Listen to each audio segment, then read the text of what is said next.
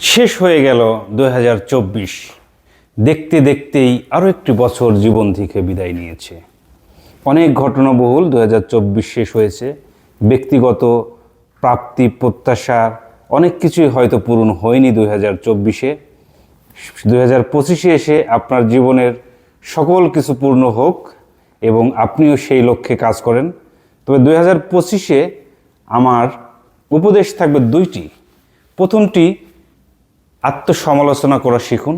আত্মশুদ্ধি এই জিনিসটা নিজের ভিতরে নিয়ে আসুন। নিজেকে কিভাবে আরও সেলফ ডেভেলপমেন্ট করা যায় সেই কাজ করুন। এবং আরেকটি হলো, যে পর্যায়ে আছেন, যেখানে আছেন, যেভাবেই আছেন, সর্বদা সৃষ্টিকর্তার শুকরিয়া আদায় করেন এবং সর্ব অবস্থায় আলহামদুলিল্লাহ বলে জীবনকে চালিয়ে নিয়ে যান।